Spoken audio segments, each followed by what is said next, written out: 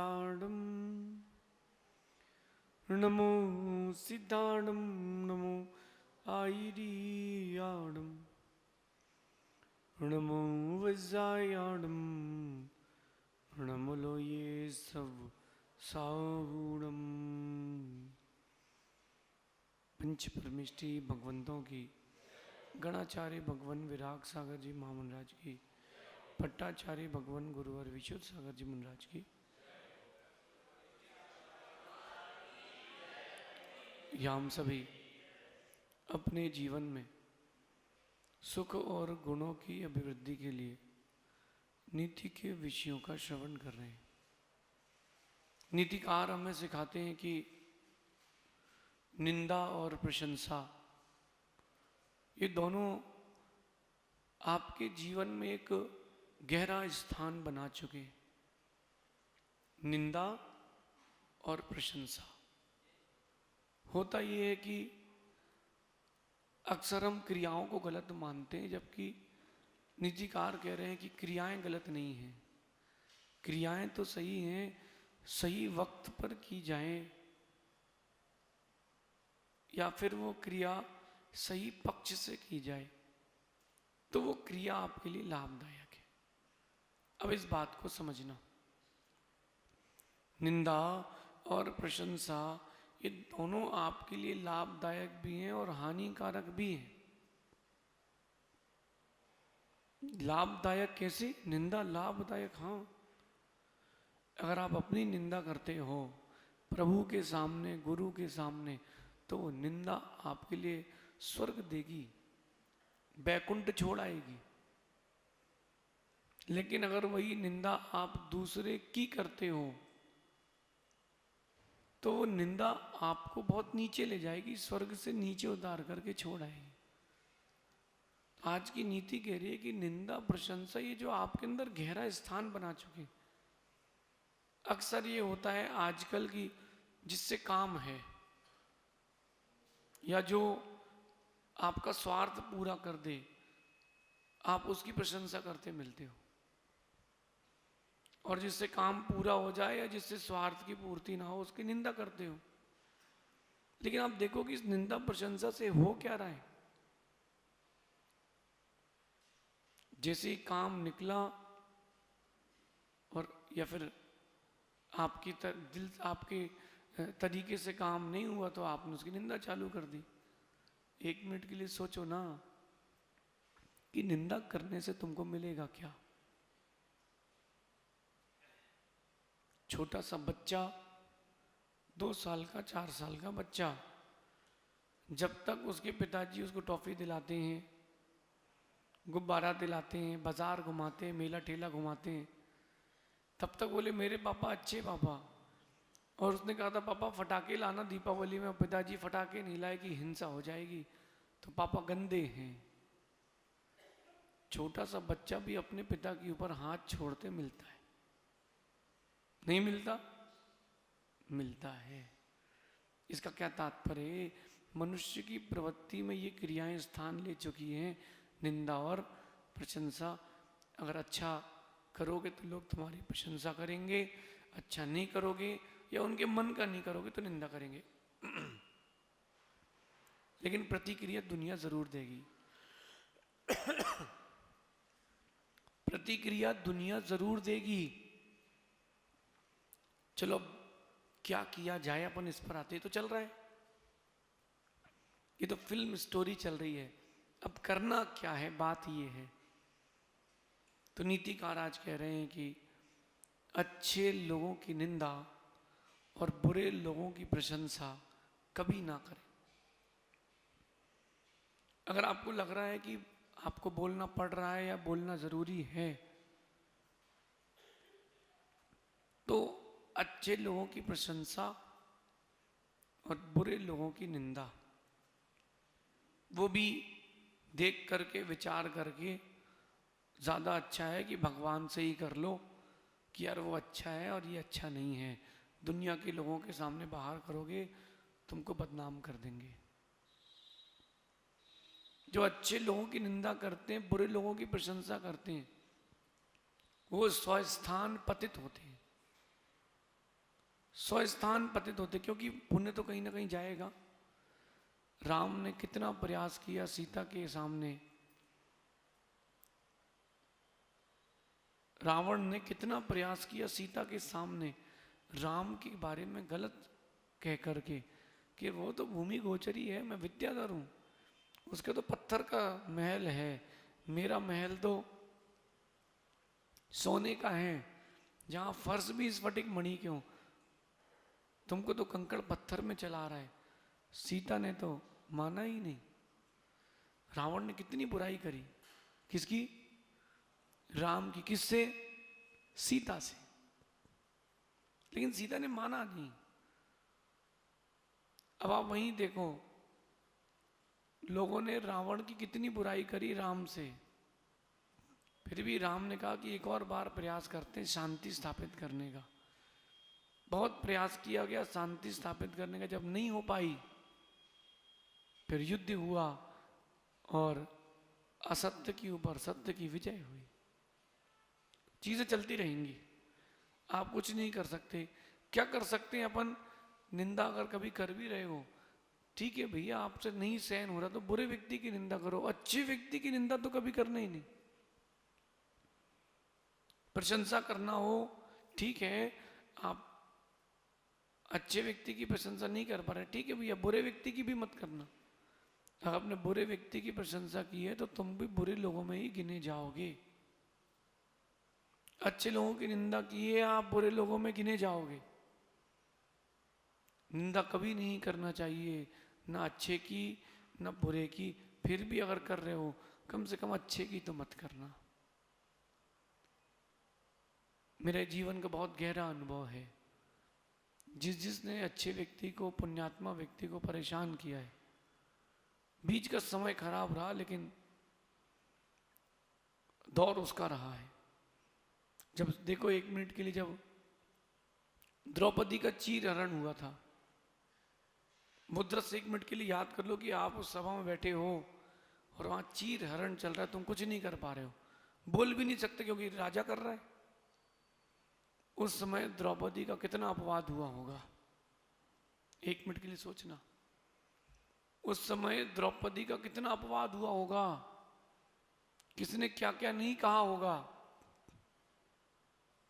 सीता के लिए तो अपवाद हुआ, किस किसने नहीं सुना? सबने सुना। लोगों ने क्या क्या नहीं कहा होगा। हुआ क्या? जिन्होंने कहा था उनका कोई अता पता नहीं है, जिसके लिए कहा था आज वो सती के नाम से पूज्य है।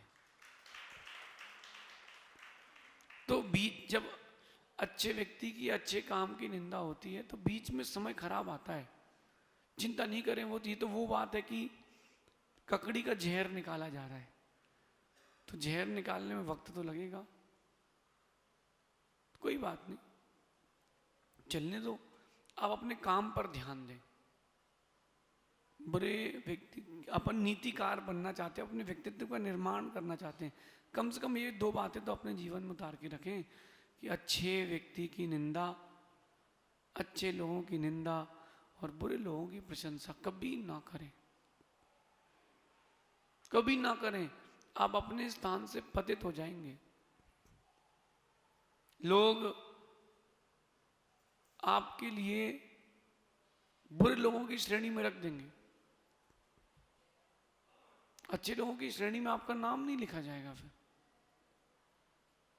और एक विशेष बात, जो निंदा करते हैं अच्छे लोगों की और बुरे लोगों की प्रशंसा करते हैं, उनके अंदर के गुण अवगुण हो जाते हैं। कैसे हो जाएंगे? कैसे हो जाएंगे? हो जाएंगे। तेल पानी कभी मिलता क्या? तेल पानी कभी मिलता क्या? नहीं मिलता, मिलाया जाता है। तेल को पानी में रख करके मथो, सरसों के तेल को हल्का सा गुनगुना पानी करके उसमें मथो, वो तेल अपनी चिकनाहट भूल जाता है। आजकल वाटर के TDS चेक होने लगा है ना?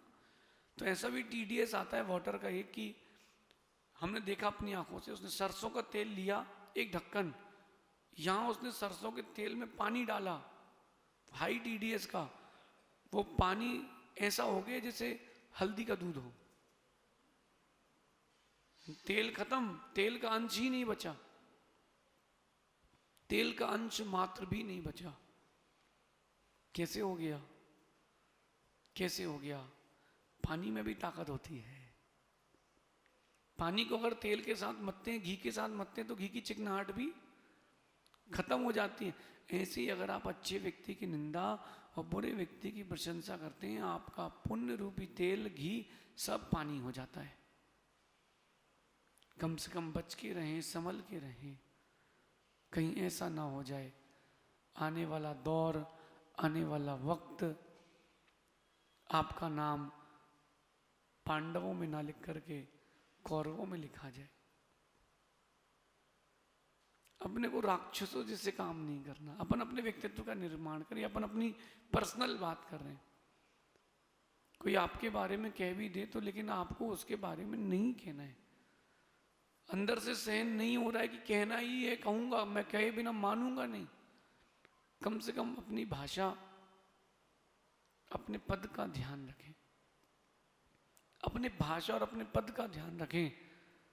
भारत में कई बार कई घटनाएं होती हैं, लेकिन जो इज्जतदार रहते हैं वो उस घटना को ढांक करके रखते हैं, और जो वास्तविकता में जिनके पास इज्जत नहीं होती, जो निम्न स्तर के लोग रहते हैं, वो उस घटना को ढांकते नहीं। नीतिकार एक बात कहते हैं कि अगर किसी ने तुमको गाली दे दी हो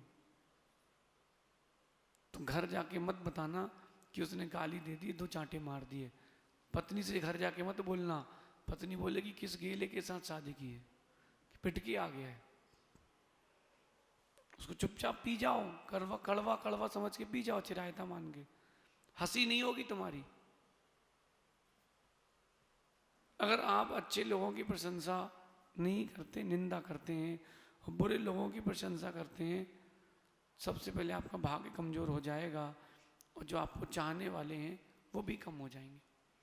कि अरे आज ये अच्छे व्यक्ति की निंदा कर रहा है, कल ये अपनी भी करेगा। आज ये आप किसी अच्छे व्यक्ति की निंदा करोगे तो साथ में जो आपका सज्जन रहेगा ना, वो सोचेगा भाई दूर हो जाओ, क्योंकि आज ये उसकी सज्जन की कर रहा है, कल अपनी भी करेगा। मौका आएगा तो पलटेगा ही पलटेगा। ये बात है। फिर भी अब मैं अच्छे लोगों से बात करना चाहता हूं जिनकी निंदा होती है, वो चिंता ना करें। अच्छे लोग कभी चिंता ना करें। कोई निंदा कर रहा हो तो भी चिंता ना करें। ये सोच लें कि हमारा महल इतना ऊंचा होना चाहिए कि किसी के पत्थर मुझे ना छू पाए। अच्छे लोग, जो सज्जन लोग होते हैं, वो यही चिंतन करते हैं, ठीक है उसकी परिणति वो जाने, मेरी परिणति मैं जानूं। फिर भी वो एक बात और सोचते हैं कि सूर्य पर उछाली गई स्याही या सूर्य पर उछाला गया कीचड़ सूर्य में दाग नहीं लगा पाता, जो उछालता है उसके चेहरे पर दाग जरूर आ जाता है। आप सूर्य को कभी मलिन नहीं कर सकते। ये तो कह सकते हो कि चांद पे दाग है, कोई बताए कि सूर्य पर दाग है? जो लगाने जाएगा वो बता नहीं पाएगा, ना लगा पाएगा। अपने व्यक्तित्व को सूर्य की तरह तेजस्वी बनाए, विशाल बनाए। अपने व्यक्तित्व को सूर्य की तरह प्रचंड बनाए, सशक्त बनाए, ताकि कोई अगर आपके ऊपर कीचड़ भी उछाले तो उसकी कीचड़ कीचड़ ना लगे, लोग समझ जाएं कि सूर्य के ऊपर कीचड़ नहीं आता। प्रयास करने वाले के लिए कोई मना तोड़ना है, वो तो दुनिया है, कोई भी कुछ भी प्रयास कर सकता है, इसमें क्या बात है। लेकिन आपका ये प्रयास हो कि आपका व्यक्तित्व सूर्य की तरह हो, आपके व्यक्तित्व पर कोई कीचड़ ना उछाल पाए। देखो ऐसा है कि जब सीता को नहीं छोड़ा, द्रौपदी को नहीं छोड़ा, तो फिर आप कौन हो? तीर्थंकरों को नहीं छोड़ा तो आप कौन हो? तीर्थंकरों पर भी तो उपसर्ग हुए कि नहीं? आप कभी कथा वर्तमान योग के ग्रंथ उठा के पढ़ना, कितने सारे अच्छे लोग हैं जिनके ऊपर कीचड़ उछाला गया। कीचड़ उछालना स्वतंत्रता है, कीचड़ तुम्हारे ऊपर तक आना ना आना ये अपने ऊपर है। उसके ऊपर नहीं है। एक व्यक्ति ने एक व्यक्ति के ऊपर गरम गरम कोयला, खौलता हुआ कोयला उठा के फेंकना चाहा और उसने फेंक भी दिया। अब बताओ जरा मुझे, मैं आपसे एक बात पूछता हूं, गरम गरम कोयला उसने उसके उठा के ऊपर फेंक दिया, उसको लगेगा कि नहीं ये तो तेरे निशाने पर है, तेरा हाथ तो जल चुका है। जिसने निशाना लगाने का प्रयास किया उसका हाथ तो जल चुका है, उसका हाथ तो जल चुका है। आज से संभलें और समझें, अपने व्यक्तित्व को ऊंचा बनाएं, किसी की निंदा और प्रशंसा सुनकर के व्यथित ना हो। सज्जन लोग व्यथित नहीं होते, सज्जन लोग गंभीर रहते हैं, धैर्य पूर्वक जीवन जीते हैं। अगर कोई कुछ कह भी दे तो धीरज रखते, उनको पता है हर दिन सुबह होती है, हर दिन शाम होती है, जो भी बात आती है वो एक दिन ढलती जरूर है, कोई चिंता ना। महावीर स्वामी के सामने 6 लोग और ऐसे थे जिन्होंने कहा कि ये तीर्थंकर नहीं, मैं तीर्थंकर हूं। महावीर स्वामी किसको जवाब देने गए? महावीर स्वामी अपनी साधना में थे, केवल ज्ञान हुआ, उनको मालूम चल गया कि भगवान कौन है और भगवान कौन है। हम अपना काम करें, अपने व्यक्तित्व को बड़ा बनाएं।